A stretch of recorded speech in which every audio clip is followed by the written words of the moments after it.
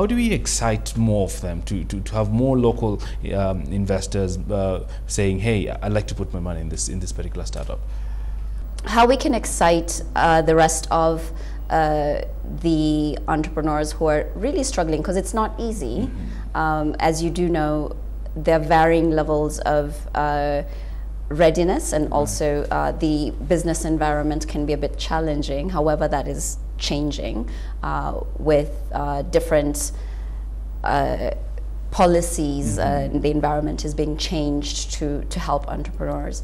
However, what we can do is tell the success stories and keep encouraging them, and provide networks, and keep spaces like the innovation hubs like iHub, NILAB, 88 MPH running, so that they can have a support system that can help them to continue the entrepreneurial journey. And talking of success stories, let's just put a spotlight a little bit on Brick, because you obviously has been well documented and well celebrated in this market. But what in terms of tangibles did the GES offer you? In terms of tangibles, we were able to reconnect with our current investors and also other international investors. We are now closing our Series A round, and we will have more announcements. However, what we were also inspired and are looking at stepping up our education work.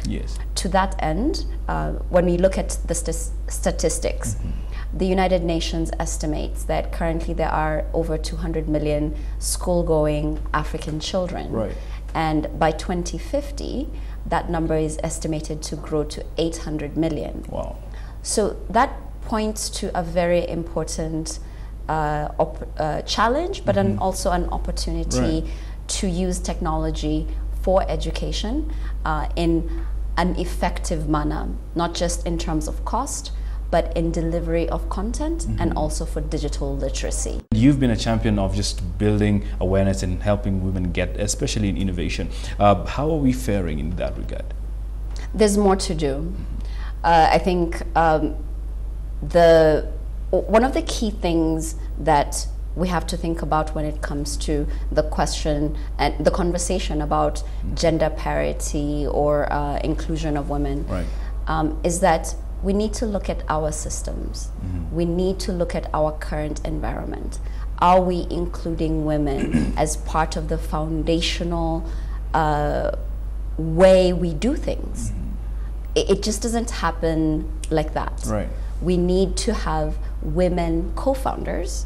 We need to have women in our boardrooms, particularly for big companies here in Kenya and Africa. It's important to diversify. That diversity of experience, of thought, and strategy is very, very important for the success of not just small enterprises, but also large companies. Let's now look at, yes, we had a lot to celebrate, and there's a lot that has been done in the innovative space in Kenya. But how do we deepen this? Because we need to offer these opportunities to other innovators in other counties. This was largely a Nairobi affair, and a lot of the well-documented efforts in innovation and entrepreneurship are really Nairobi or on Ngong Road even. How do we take this beyond the county to the rest of the country? This is about scaling, scaling our work, and not just the tech hubs, because we've started to see the emergence of entrepreneurs and networks in county levels. I'll give two examples. There's Lake Hub in Kisumu and Swahili Box in Mombasa. They are led by people who were part of the Nairobi ecosystem, and they saw the need to extend that work into the counties.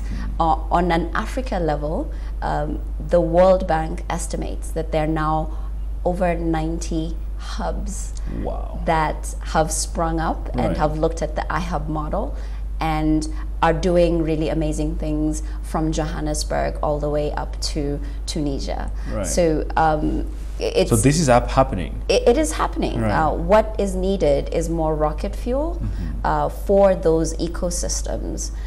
Let's support them, be it from the private sector or foundations. Right. It's really important to acknowledge the role of creating these spaces for serendipity, right, for support for entrepreneurs. Right. Finally, Juliana, what do you see as the next area of need in innovation? Because we've talked about capacity building for the entrepreneurs. There's obviously access to the facilities, and we've talked about scalability. But what do you see as the next area of need if indeed we're to tip over as far as innovation goes? There are so many. I think, like I mentioned, the education space, right, is a glaring opportunity, but there are many others.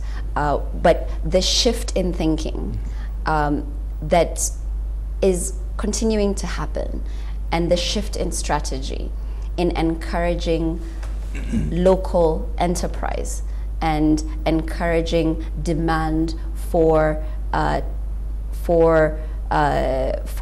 solutions that are homemade or locally relevant. So we're not just talking about buy Kenya or buy African. Right. We're talking about buy Kenyan designed and made technology or solutions or even clothes that meet your need. Right. And do it in a very effective manner.